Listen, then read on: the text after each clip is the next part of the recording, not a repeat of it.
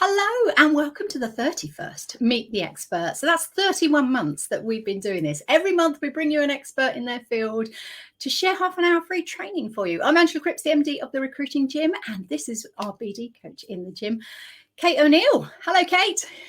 Hello. Now, you're not just a BD coach. I've done that because that's the topic today, but anything and everything to do with recruitment plus DISC profiling, so personality assessments. You're a skilled lady. It's probably how we should do it say all. it. Exactly. So just give people a bit of background about sort of your story in recruitment, and then we'll get into your presentation. Yeah, so I started my first recruitment role, it's about 10 and a half years ago now, I think it was. Fell into recruitment like most people do, and went into a 360 engineering, mainly recruitment role. And then I spent the majority of my career working in pharmaceutical sales recruitment, really specifically managing a graduate division to bring newbies into the industry, basically. And I did that all the way up until December 2020. Yeah. So it's really not that long ago I stopped doing it, really. I know, I can't believe that. So yeah, 2.5 years now that you've had your own company where you're doing that. So obviously we grabbed you, brought you into the gym last year, and you've been helping our clients, our members as well. And hence why we wanted to get you on here, because BD has been a theme now. Well, we've been pushing it for about a year, but I'd say the last 6 months, a lot of our clients have really tapped into it, haven't they? Oh, it's been the majority of the training I've done since probably about the same time period. Definitely since December. Everybody's talking about business development, aren't they? Well, they all got a little bit freaked by the fact that we might be going into recession and everyone coming down. I noticed yesterday the Office of National Statistics, yes, the job numbers have dropped, but they've dropped to just under 1.1 million available jobs.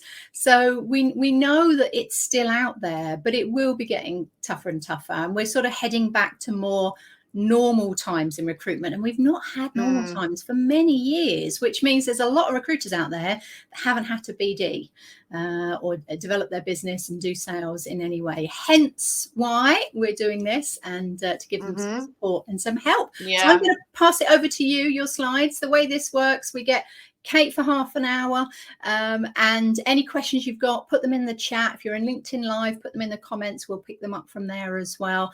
And then we've got time for Q&A at the end. So anything you want to ask Kate, please do ask. All right, away you go. All right, let's get the screen shared. Yeah, that is there. Good. Okay. So yeah, I'm going to cover off an area today of business development that I see crop up the most with agencies and consultants I spend time with, as the area where they really lack confidence and want the most support. I'm in no way saying that with business development you should only ever do calls, because I'm a big advocate of a varied approach, different touch points, things like that. But I thought for today, for this half-hour session, for you guys to get the most out of it, let's focus on something that actually is going to bring the most value. And for, like I said, the majority of people, that definitely tends to be business development calls. So by the end of this session, what you'll all come away with is a much better understanding of the benefits of business development calls. Definitely going to come away more confident in building a relationship with the clients that you end up speaking to, but also that gatekeeper, because we all know at the moment, less people, it's harder sometimes to get people's contact details, or they're not as open with them. So we've got to go through and speak to a receptionist, essentially. So I'm going to be giving you some tips to help you do that. We're going to have a structure that you can apply to your calls straight away, something that can really help you take control of the process and give you that extra confidence as well. And most importantly, know how to create opportunities out of every single call that you make, because we all know that every call matters. You know, we never know when we'll get to speak to that person again. So I won't spend too long here because you'll get really bored. You've already had a bit of an intro about me anyway. But like I said before, I've been in the recruitment now for about, well, yeah, over 10 years. I've worked at consultant level and management level, and I've ran a division as well. But as Angela said, I'm a coach, trainer, and DISC specialist within recruitment. So DISC is a lot about people's behaviours and communication, motivation, things like that. I've been a coach and trainer with the recruiting gym now for, I think it's nearly 2 years now. I have to double check that. But I am, if you haven't already noticed, extremely passionate about business development. It's something that I love still now with my business. I could spend all day doing business development. And I'm really passionate about as well about getting others to share that enthusiasm and training you guys up to enjoy it, to be confident in it as well. So just before we start, and you can use the chat box for this, as I'm reading these out, just pop any of your answers in the chat box. I want you to think about life in general. How have you built your strongest relationships? Not just in work, I'm talking about outside of work as well. What has made you like those key people that are popping up into your head now?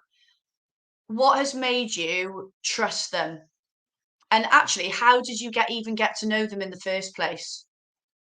So look at those questions and have a think about that and pop your answers, the things that spring to mind, in the chat box. It would be great to hear about them.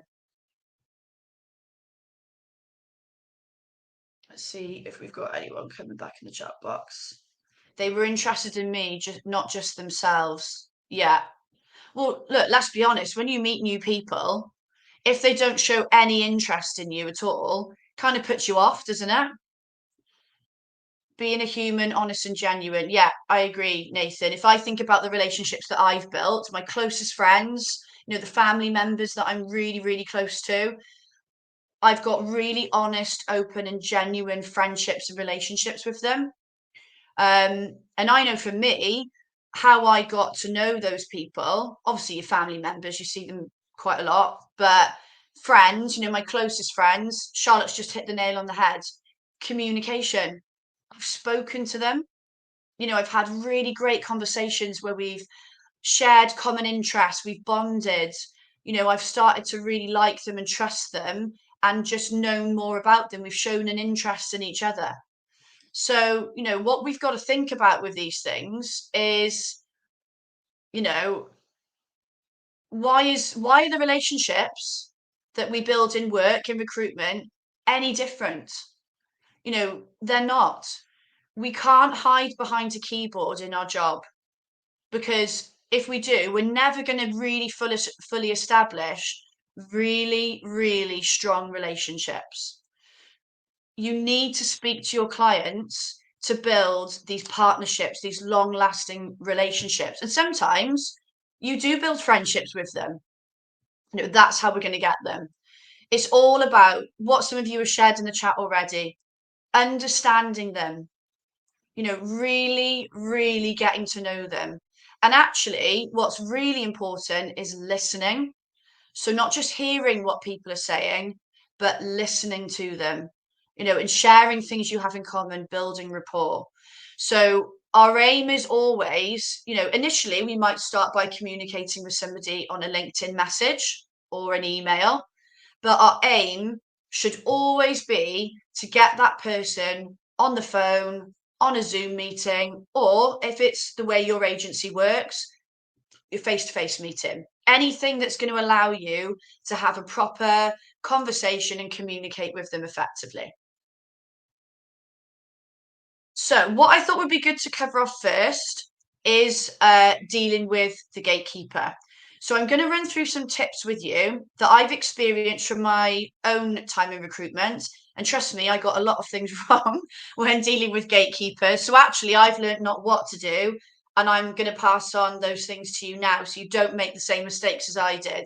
But as I'm going through them, if anything doesn't make sense, if you've got any questions about them, just pop it in the chat box and I can get them answered. So let's get started. So some top tips. First one, don't lie to them. I think it's easy sometimes to think to get around them. I can just pretend to be somebody else or make something quite elaborate up to get past them. And in my experience, it always ends up biting you in the ass at some point. Um, and you're better just being open and honest, and but being specific about why you're calling as well. So when I say don't lie to them, saying I'm Kate, I'm a recruitment consultant, might put them off. I'm not saying say you're not a recruitment consultant, but say, for example, you specialize in software developers or your niche is engineering, maybe drop that in there and make it a lot more specific. So there's buzzwords that gatekeeper might be listening out for to know it is okay or safe to put you through. I'll tell you a funny story about how I remember when this is really, really early on in my career, and to get through to an engineering manager, I told the gatekeeper I was a student doing some research for my dissertation, and it worked. But then I got put through to the engineering manager, and I didn't have a clue about engineering. I wasn't a student, and I wasn't certainly doing a dissertation. So, yeah, I would never recommend you do that. It doesn't work, basically. So be honest and open with them. Remember, they are trained to not put you through. And they're good at sussing out when you're fibbing. So, yeah, Angela, I was going to say, don't lie. Yeah, it does always bite you in the ass. Honestly, the panic I felt in that moment is never worth it. Don't do it. Second of all, invest in the relationship with them, build rapport with them. This is something I didn't recognize at all when I started in recruitment. I got it so wrong, and I could have got through to way more people if I'd have done this. You know, remember they're fielding a lot of calls. A lot of people won't invest in the relationship with them. So if you are being chatty and friendly and nice, they're going to remember that, and they're probably going to really appreciate it. So, make that effort to build rapport with them. And I'm going to skip to number 4 because this kind of ties in with it. Take their name. If they don't give it, ask what their name is. I don't know how many times they'll be asked that a day. They might really, really appreciate it. But what you also want to do is remember their name, put it in your CRM, whatever that is, so you can remember it and use it for next time. Because if they don't put you through that time, which is fine, the next time you call, if you remember their name and use it, they'll see there's familiarity and they'll appreciate it. If it's a different gatekeeper, again, it shows that you're familiar with calling through. You can take someone else's name, and it might even give you a better chance of being put through. So those two tie in together, but I can't stress that enough. Invest in the relationship, take their name, and actually, this ties in with number 3. Treat them as if they are a client. You don't know how close that person is to the person you're trying to get in touch with. They could be their PA as well. They could be sitting next to them or in the same room. So you don't know how much influence they have in the process. I've trained people before where the gatekeeper has actually turned out to be somebody involved in the recruitment process. So, they might not tell you that straight away, but if you are polite, build rapport and treat them as a client, you never know where it might get you. So it's really, really useful to do that. Always try and come away with information. So, if you're the person you're trying to call, they tell you is not available, for example, well, when are they going to be available? When is a better time for me to call back? It could be that if they won't put you through, you ask them, well, who else would be good to speak to while I'm on the phone? Who can you put me in touch with that is available? What position are they in the company? Or if you're trying to get through to somebody directly and they're not available, what's their number? What's the direct way I can get in touch with them? What's their email address?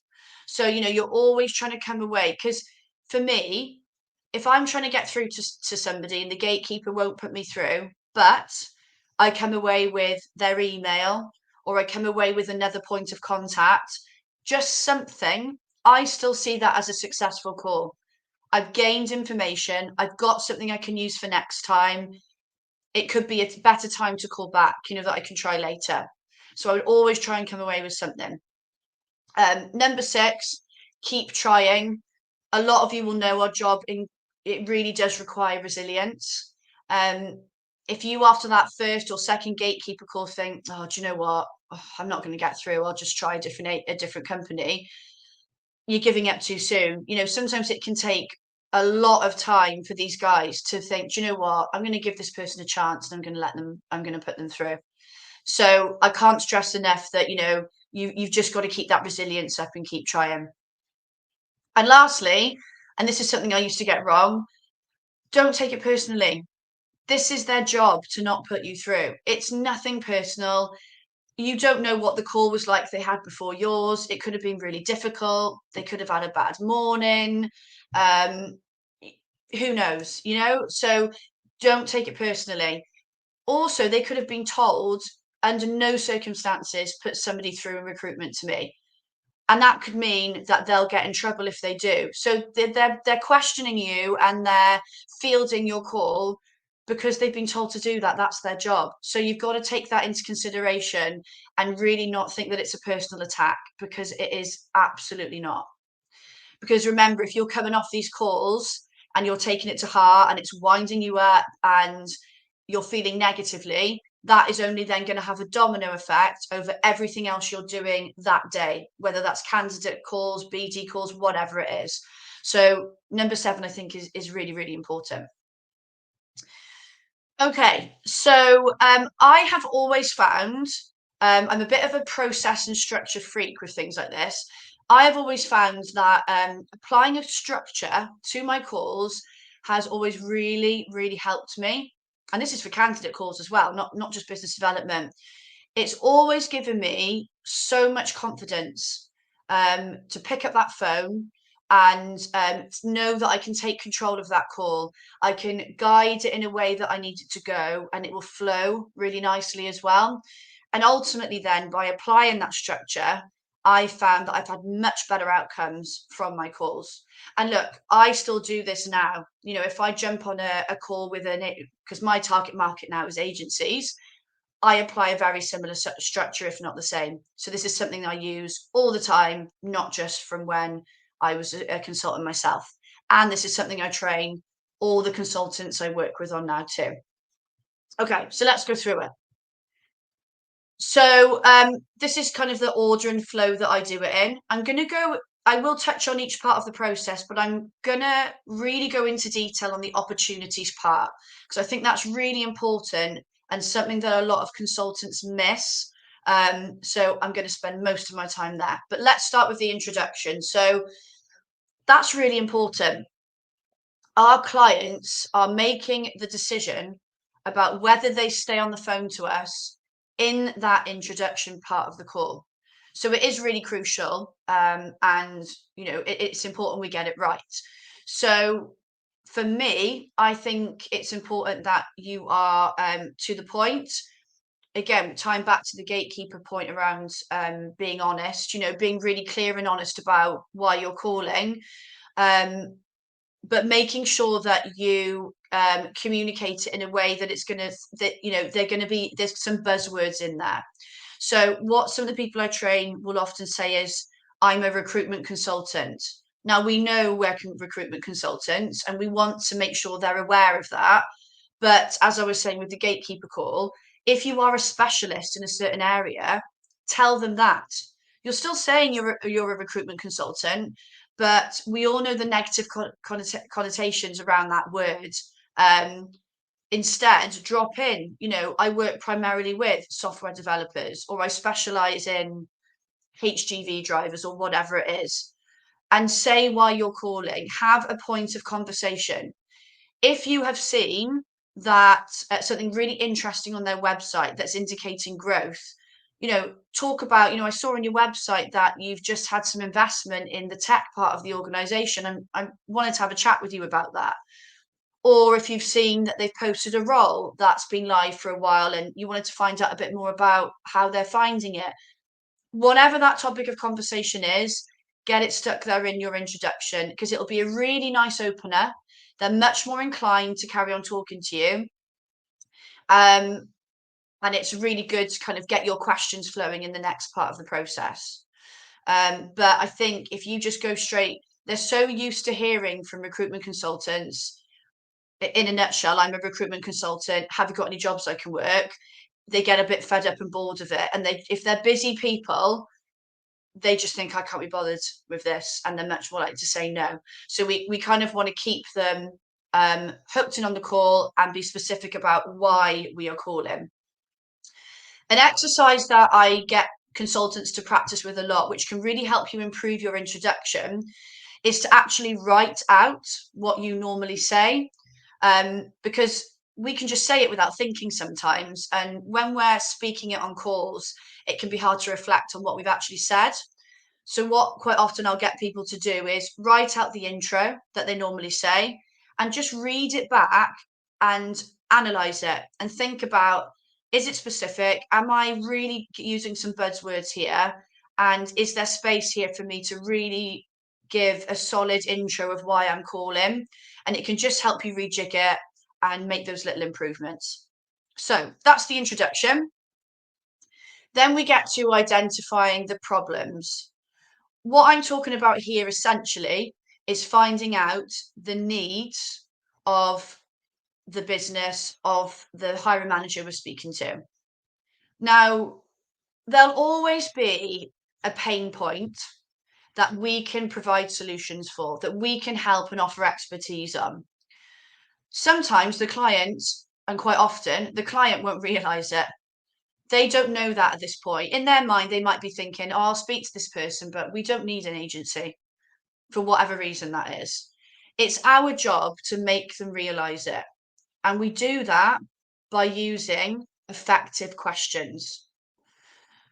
Can anybody make a guess as to, there's two different types of questions that we can ask. There's closed and there's another type of question. And that's the one that we need to be asking. Can anybody put in the chat box what type of questions we need to be mainly asking in this part of the call to extract as much information as we can from the client or the hiring manager, whoever we're speaking to really identify the pain points and the needs? Yeah, definitely, Holly. Open-ended questions. They are great questions to ask to get that client talking. They'll be doing the legwork for us. We can just sit back and listen so we can really understand what's going on in the business. So yeah, 100% Holly, you hit the nail on the head.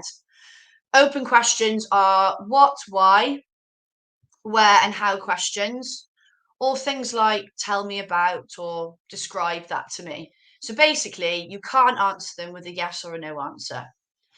So yeah, this is where we're really going to extract that important information. So sometimes you will have to ask closed questions, but we want to make sure that they're mainly open. And the beauty of them is that actually the client's doing the legwork, they're doing more of the talking. What we can fall into the trap of doing if we get sucked into closed questions is if that client is busy or if they don't really want to speak to us, we'll fall into this trap of them just saying yes and no or very, very brief answers. And that just gets awkward. It's really hard. It's like getting blood out of a stone. We end up panicking a bit and the call just ends up dropping out too quick and we don't extract enough info. It also allows us to build really, really good rapport. If we're getting open-ended questions, we can really start communicating, finding that common ground, and the person we're speaking to feels like we care and we want to learn about them. Then we go into the next bit, which is providing the solutions. So we've extracted all that amazing information from the client. This is where we can go in with, right, this is where we can help. All we're doing here is giving them solutions to problems that they have told us they have. So we're not going straight in with, you need to use our agency. We can help you with X, Y, and Z, because some of those things could be irrelevant to them. This is where we can show them that we have listened and provide those solutions. So if, for example, they've told you in the problems bit that they do all their own direct recruitment, but it takes them months to fill a job, it puts a lot of pressure on the team, and the managers are snowed under with the extra recruitment responsibilities, you can go in with, well, look, you mentioned that your managers are really bogged down with the recruitment responsibilities on top of their job. What we would do is take that responsibility away from the managers and do that recruitment for you. All the managers would need to do is review the CVs that we send, and we would only send them 3, really high quality candidates. We will have done a first stage interview with them, and then that manager, we can brief them on those candidates and they can decide if they want to interview them. So that manager that you're speaking to is thinking, great, well, that's the problem I've told them I've got. They've provided me with a solution. So I've just given you that as an example, but it needs to be tailored. You need to hone in on the things that they've said they need and really show them that you've listened. Then we get to closing. So at this point, there might not be a job for you to work initially. The close could be, would you be happy for me to follow up with you in a month? And we can have another catch up about how we can support in the future. And then you may get that call. In fact, I would suggest you then get that booked in, a time and a date. If they have told you that they've got a vacancy, fantastic. The close could be, and you may have already discussed those terms, would you be happy for us to support you in the recruitment of that role on X percentage?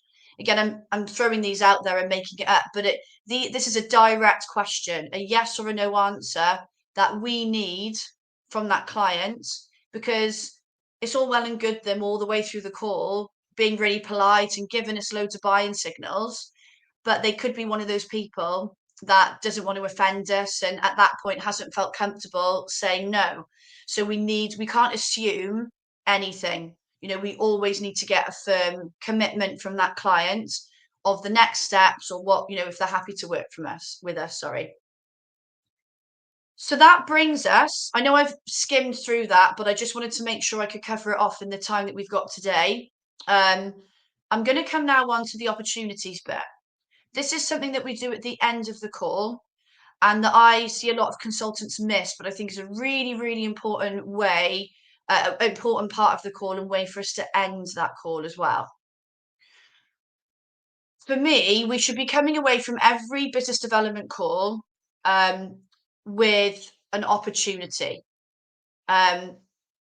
This doesn't need to be a job to work on.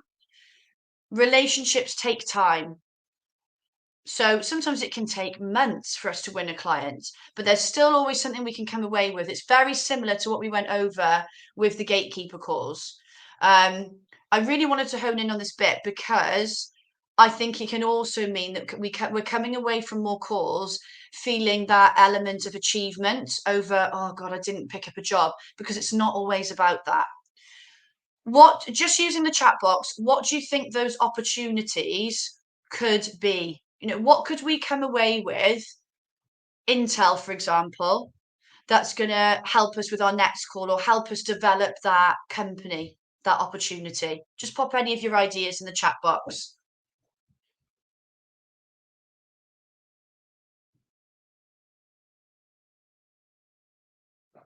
Remember, as a little hint, remember what we just spoke about with the gatekeeper. What opportunities you could come away with from that.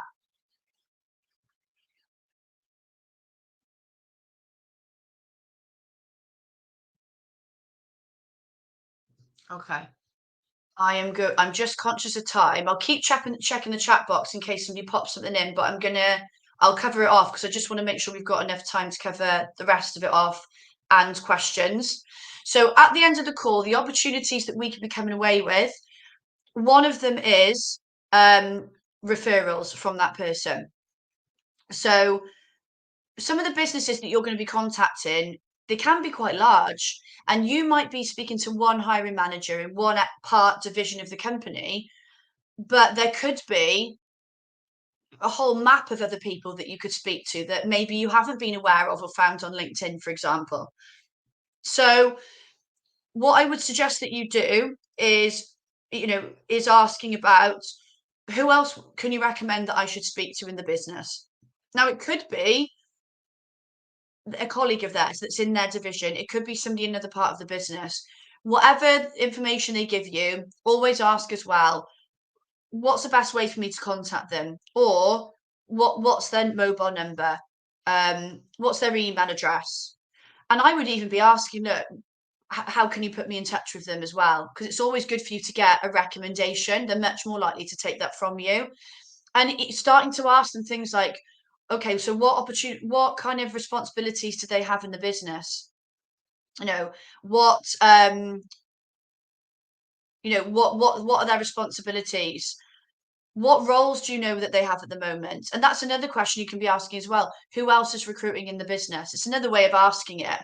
But it's always good to get from them. They're in the business, they're involved in it. They're great to find out from who else you should be speaking to, who else is recruiting, how are they getting on with those roles, contact details, when they're available. And another opportunity I would say to come away with, if you haven't already been booked a meeting, is when is a good time for me to follow up with you? And it might be, which is another great opportunity, you suggest going to see them or having more of a Zoom meeting and that you book that as well.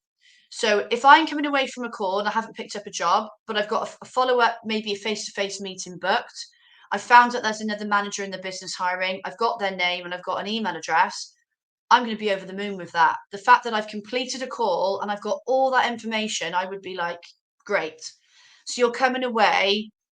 Oh, Angela, yeah, sorry, I've just seen your comment. An opportunity to call back. I'd be giving myself a big pat on the back about that, definitely. So why we do this at the end of the call is because at that point we have invested in them. We have provided value.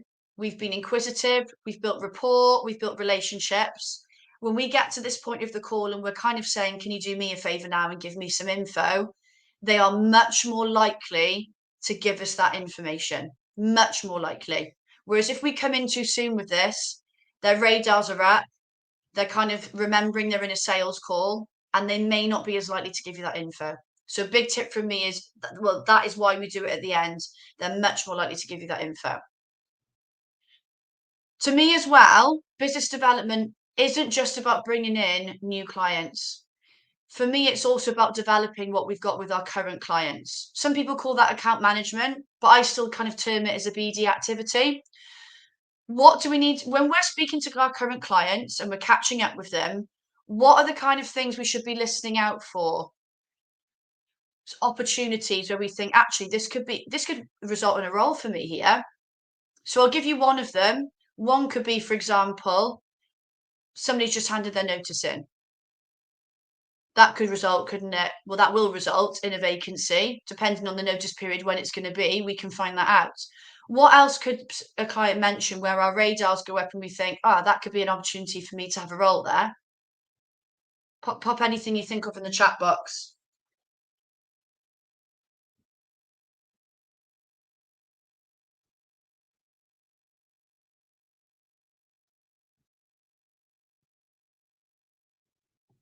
If no one guesses, I will give the answers, but I'm just going to give it another couple of seconds, sorry, just see if anyone pops anything in.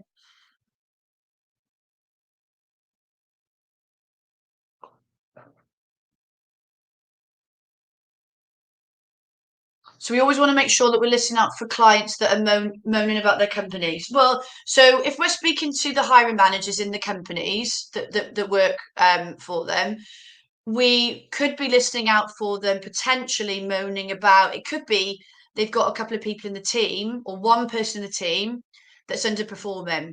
And that could mean eventually that person doesn't stay. So that would then mean a vacancy. Or they could be moaning about a part of the recruitment, although we already work with them, they could be moaning about a different part of the business that we don't work with yet, where they're struggling to fill a vacancy. So that again is, something we can help with. It could be they mentioned that somebody might be going on maternity leave soon. So that could be a fixed term role, contract, or they might bring somebody else in and add an additional person in the team. It could be they're mentioning they've had investment or they're going to be launching a new product. Anything that suggests growth, really, more bums on seats. So that if we're listening out for these, if we're listening out for these things, we can grow opportunities within a business we already work in. But again, you are not going to hear those things. You are not going to know that they're going on if you don't keep in touch and pick up the phone. or, arrange meetings with your clients. So I'm just a bit conscious of time. I know I've kind of whizzed through everything, and we're going to have time for Q&A in a sec. But what can be really useful to do after these sessions is to make a bit of an action plan so you can really utilize what you've learned today and take it straight into your role and embed it. So what I'd like you all to do is write down 3 actions that you'll carry out as a result of what you've learned from today. And a big tip, I would put a date next to each one, because it really holds yourself accountable and gives you kind of a set goal to work towards. So the date could be a date when you're going to complete it by, if it involves something that needs to be completed, or it could be a date that you're going to start doing it if it's something more of a consistent action. For example, from now, I'm going to make sure, from today's date, 17th, I'm going to make sure that I apply that structure to all my business development calls. And if you want to pop any of the actions you're going to do in the chat box to make them extra accountable, put them in there. But yeah, I always find that once you've done some training, this really helps you reflect on what you've learned, but also embed all of the learning so you can fully utilize everything that you've gone through. So let me just check the chat box, see if anybody's put anything in. But that takes us to the end. We've got 10 minutes left now for questions. There's all the Recruiting Gym's contact details up there. I would strongly suggest you go on to our YouTube, Twitter, Instagram, TikTok, give it a follow, because there's loads of stuff that we share on there, all about all the other events and things. But obviously, if you want to get in touch with Angela's email address is up there as well. But we've now got time for some questions. Yeah, we've got about 10 minutes. So if anyone's got any, let's put them in the chat. And yeah, Nathan, Holly, thank you for being so involved. Definitely share what your actions are going to be as well. Really interested to hear about them. I'm hoping it's allowed my mic to come off. It's not allowing my video to come off at the moment, but can you hear me, Kate? I can hear you. Yeah, let me go off stop sharing. So let's see if we... There we go. I'm a bit... Oh, there you go. You're back. I can see you. Oh, no, I think Angela's gone. While we wait for Angela to come back, we've now got 10 minutes, or just under 10 minutes, about 8 minutes, for a Q&A session. So if any of you that have got any business development questions, it doesn't need to be anything about what we've gone over today, to be honest with you. If it's not even core related, pop it in the chat, and this is your chance for me to get it covered off for you. But of course, if there's been any questions you've had from what we've covered off today, pop that in there as well. So let's see what you've got.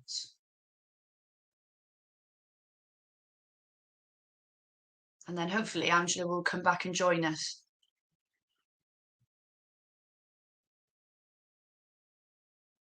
Oh, there we go. She's coming back.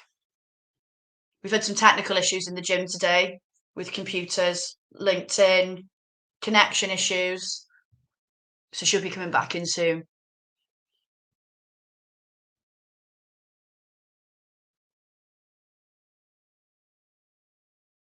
Oh no, she's not coming back. Let me type in the chat. Oh no, she's back.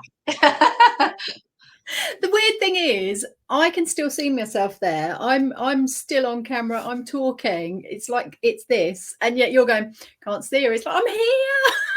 I'm here. Oh, it's so annoying when stuff like that happens. And it's always when it's the most annoying time for it to happen when it happens. But you're back. That's the main thing. It did it the other day, and I didn't want to refresh in case it cut you off as well. But I thought this time I've got nothing to lose. Let's see if it works, and it did. So at least I know that for next time. 1 minute later, I'll be there. What I did want to ask you, because a lot of the time, and I've seen something this week going out there about recruitment trainers, and if they've not been recruiting for a while, then why should you listen to them? But certainly from a BD point of view, we BD every day. We're calling clients, we're having meetings, we're sending proposals, we're doing exactly what recruiters do. We're just doing it for training and development and coaching.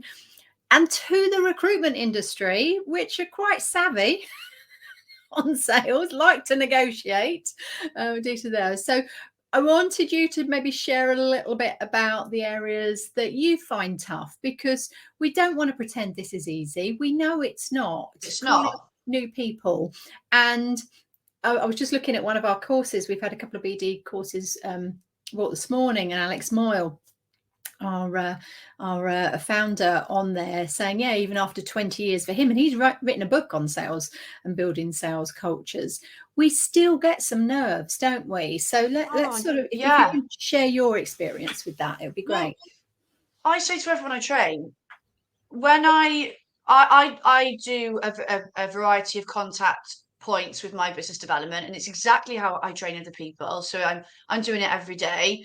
But when it gets, I've literally got a flow chart. I can see it now. I pinned it up on my desk of the process I follow. And when it gets to the bottom, which is ring them, I'm nervous. I've been doing this for over 10 years. I am nervous. But because I've got this structure, it gives me that boost of like, I know what I'm doing. I just need to follow this process. But I think for me, I find challenging, and I think this is the same for recruiters, is getting the person's attention and getting them to respond to me and get them into a conversation. And the way I find that works for me is thinking outside the box and trying different things. Because what I see some people do is they just email, or they just LinkedIn, or they just call.